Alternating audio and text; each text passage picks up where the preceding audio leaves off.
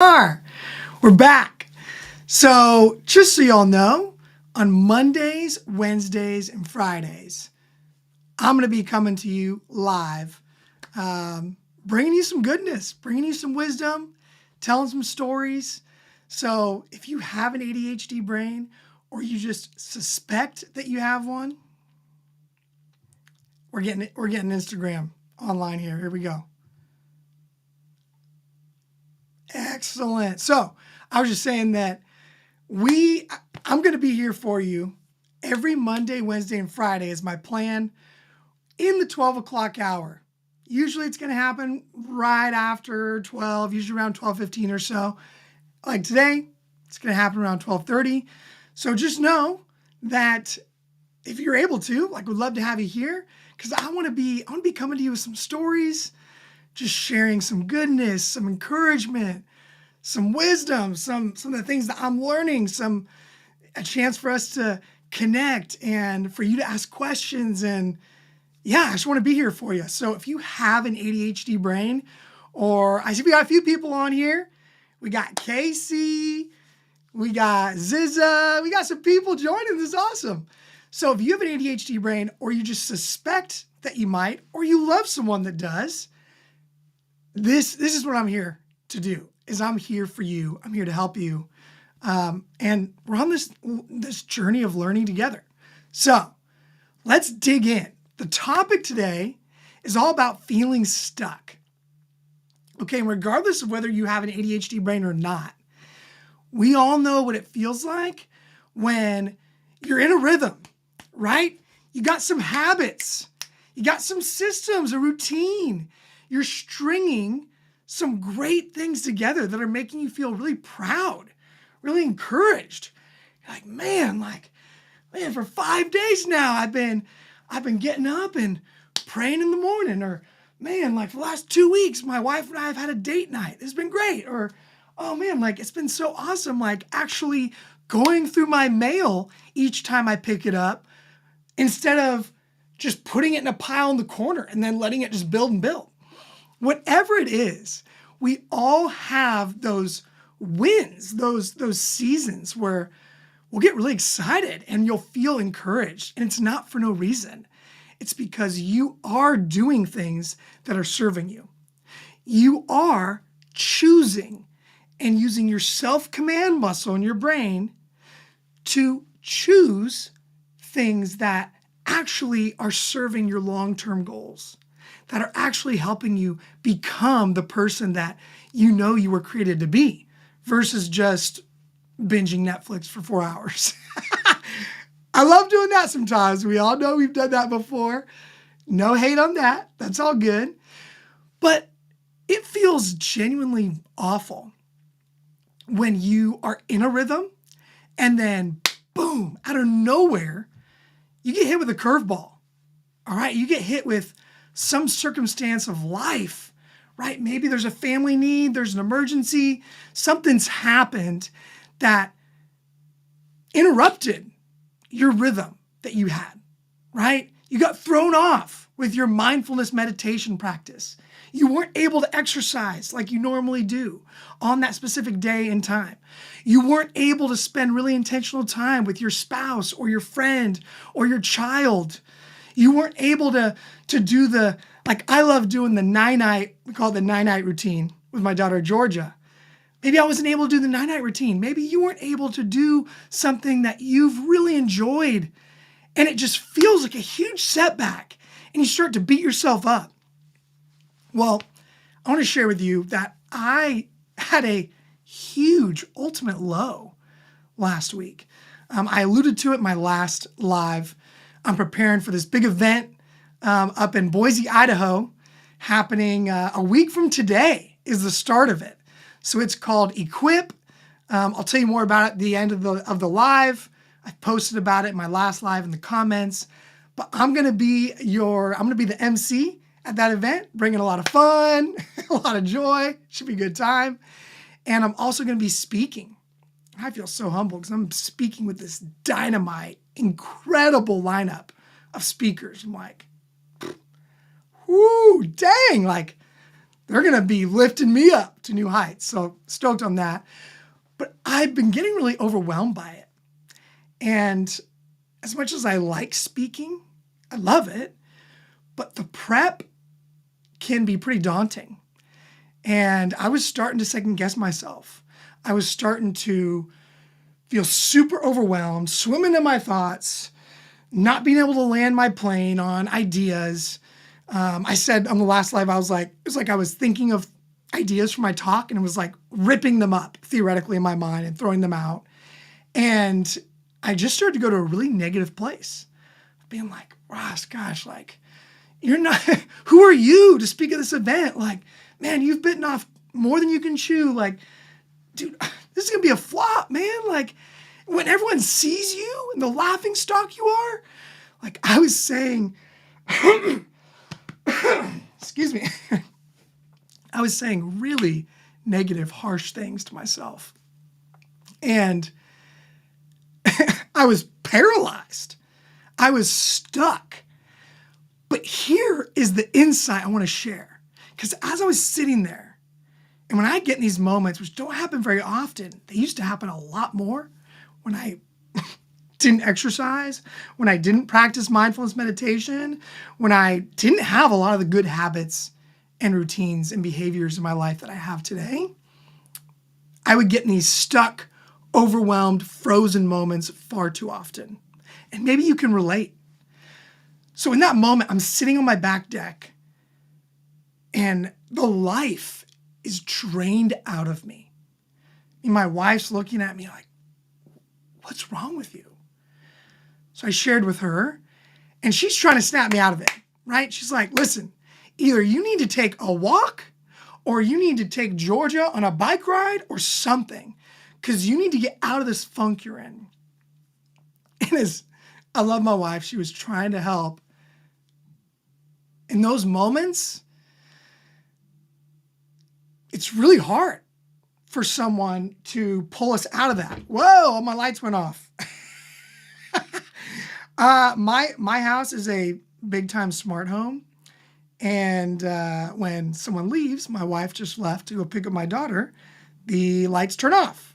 Here we go. Lights back on. So, wow. Sorry about that. Lost my train of thought. So I'm sitting there in that moment with my wife, and as much as she's trying to help me, it feels like nothing can help when you're in those moments. If you have ADHD, I know that you struggle in those same moments sometimes. And what you want more than anything else is a big giant hand to just pull you out of the quicksand that you're in, the quicksand of your own mental fog, of your own overwhelm, of you beating yourself up. So I did take a walk.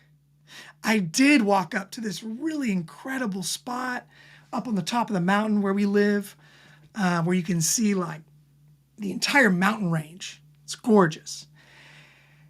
And I did get some time to clear my head.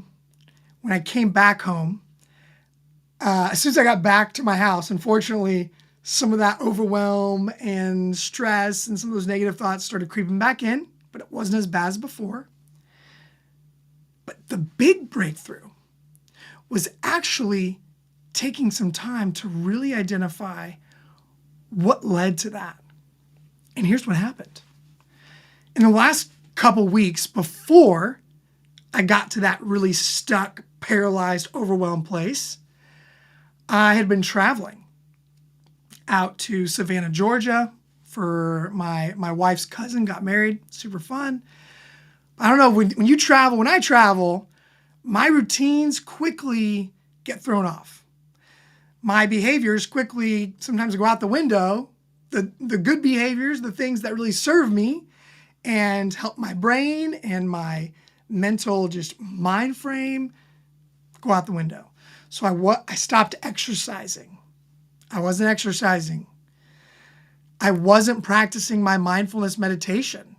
It was really kind of like I'd do it one day and 3 or 4 days pass, I wouldn't do it, and I'd do it again. And a lot of these habits that are really foundational for me weren't happening.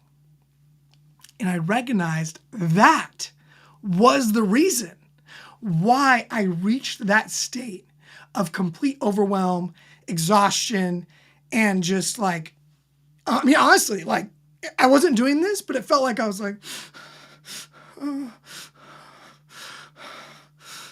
because that's how it feels in my mind when I'm in that state. And so bottom line, I wasn't exercising. I wasn't doing mindfulness meditation. Those are a couple of my core, keystone, like super important life habits that didn't used to be a part of my life and are a part of my everyday life in the last several years.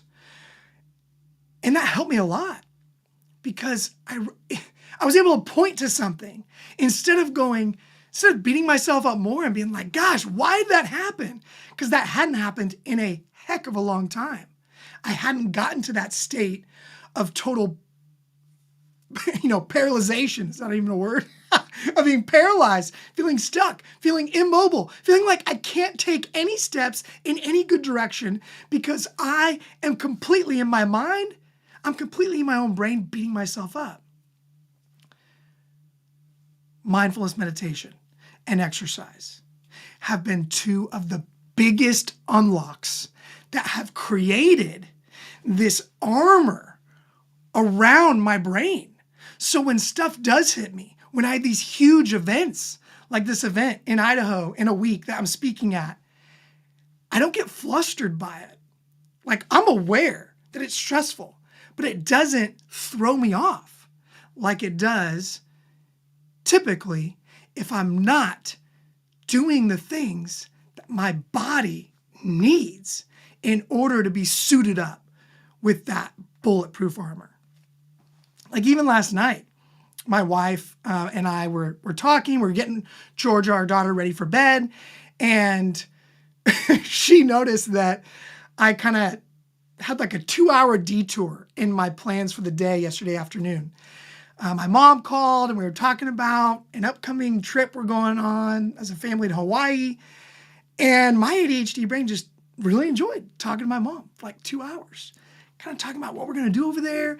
And my wife caught wind that I had been doing that. And she's like, Ross, what the heck? You have other things you need to be focusing on. And she was stressing out for me.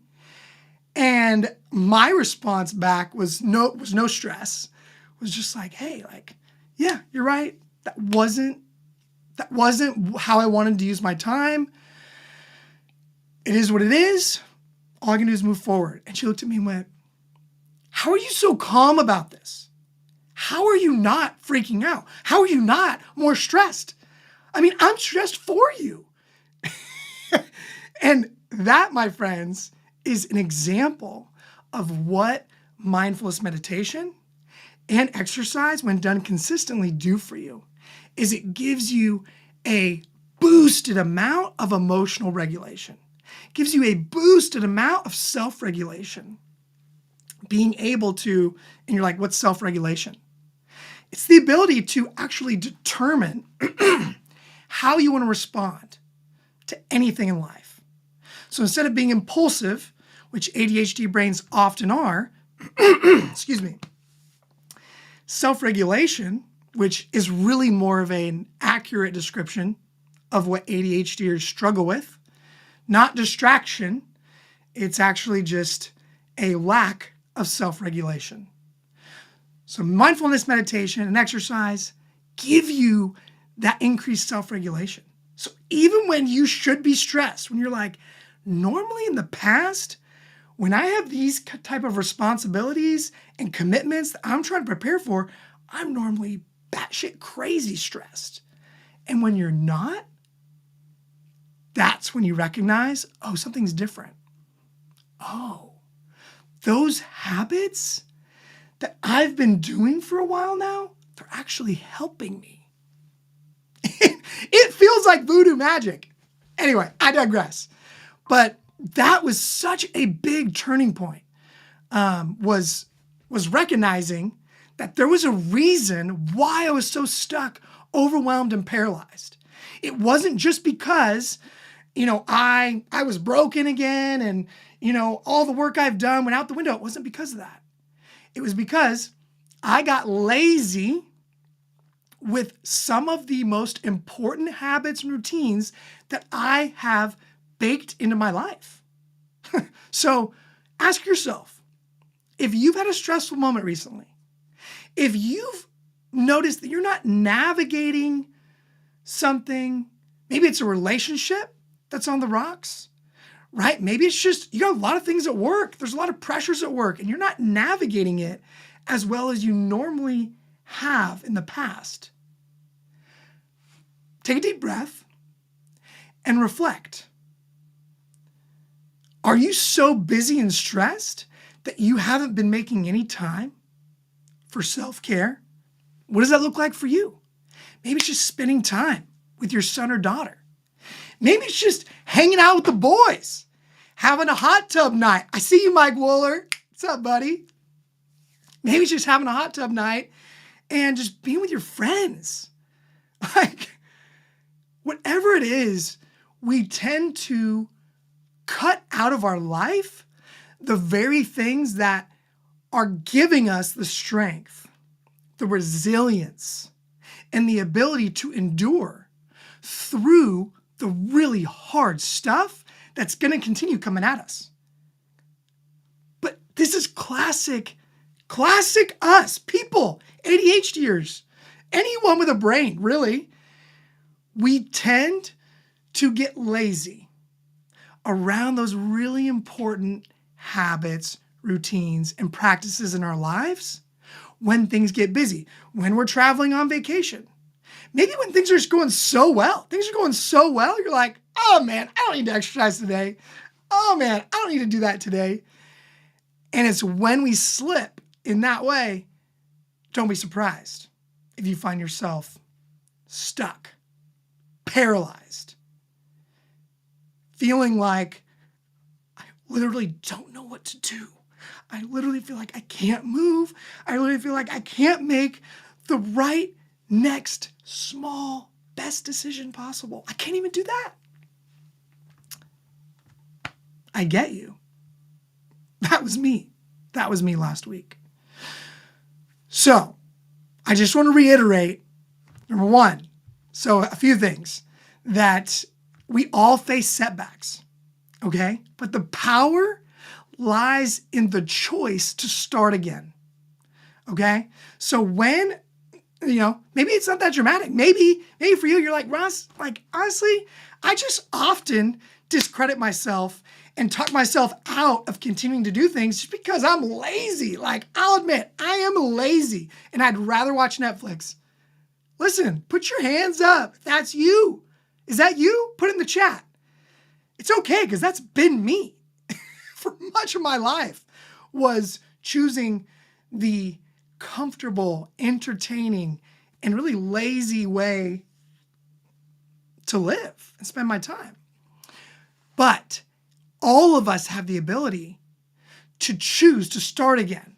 Instead of saying, oh man, how am I ever going to get my streak back? My streak was broken. Instead of focusing on that, just be like, well, the only way to get back to where I was is to just start again.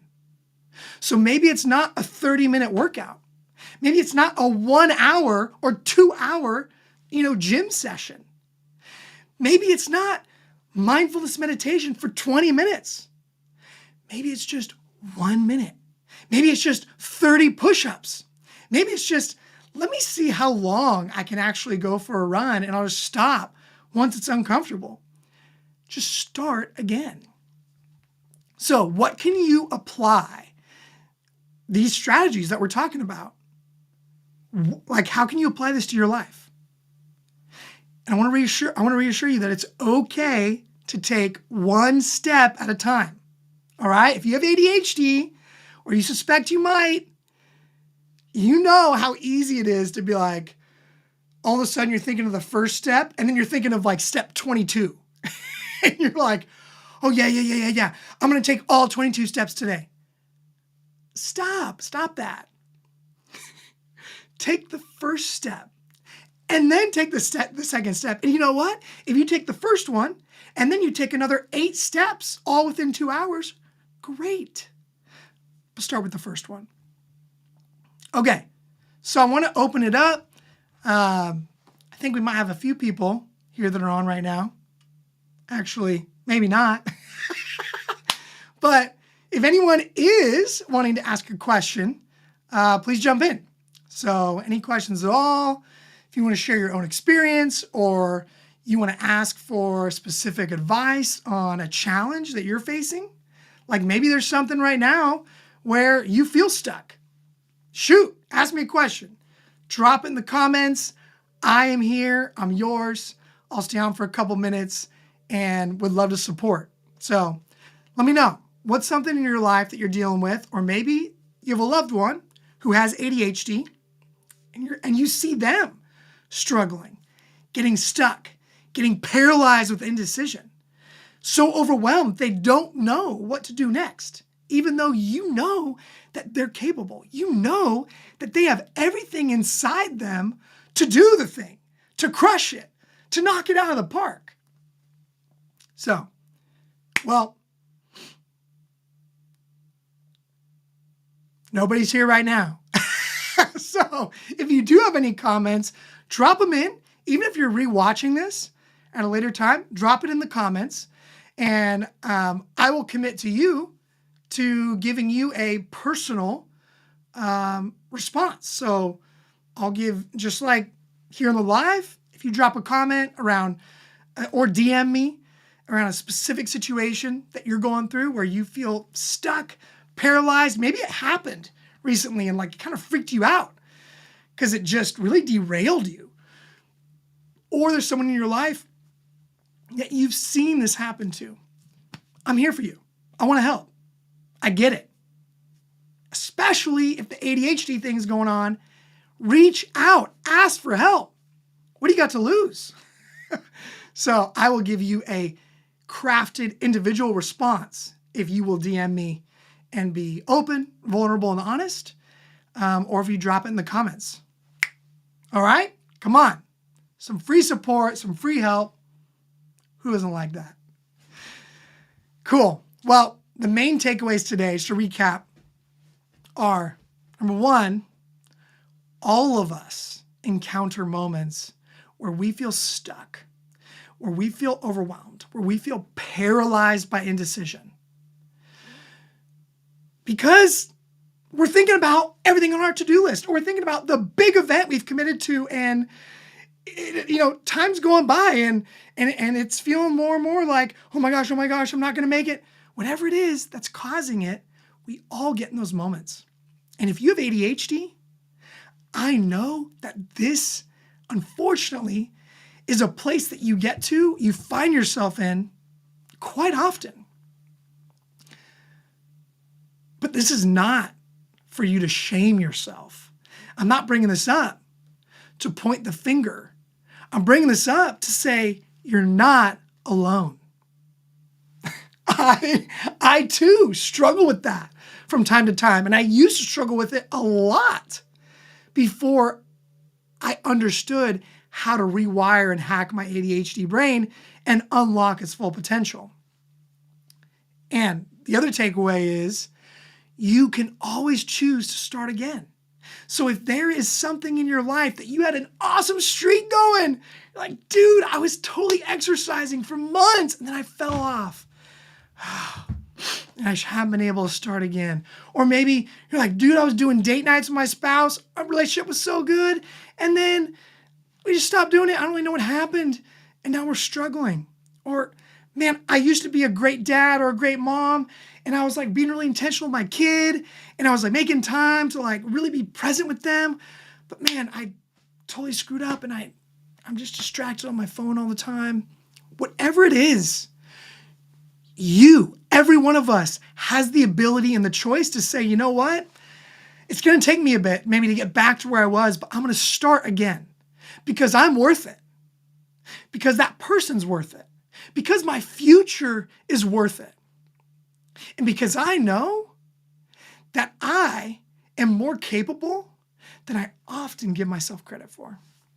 So, and then the other big takeaway is if you have been feeling stuck or overwhelmed in this state of like analysis paralysis, I can't make a decision, and I'm like totally just stuck in quicksand.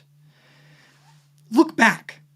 Is there something that you have chosen to let go of? It's very common for people who start an amazing new habit, who get going with stringing some incredible practices together. It's really, really common, more common than we all like to share and discuss, for people just to fall off, right? You get going and then you stop. And it's very common, and this is even more so, like, people don't think this is the case, but it is. When really successful individuals, when people who seem to have it all going on, are crushing goals, things are going great, that is when you got to be really mindful and careful, because we all typically just drop. The very things that got us to that peak, to crushing it, to killing it, to getting the awards, the accolades, all the things, we stop the very habits, practices, and rhythms of our life that actually built the bridge that got us there in the first place. So, hope that's helpful. Hope that served you in some way. And if you wouldn't mind, give me a follow, give me a like, add a comment. Let me know what your thoughts are. Let me know what you want different. Like, I am doing this for you. This is not for me. This is for you. I want to help. I want to serve. Like, I am on a mission to support those that have ADHD brains or think you might, to support those that are loving others with ADHD brains, like parents out there, I'm talking to you. I'm here to help you recognize that it is not a curse.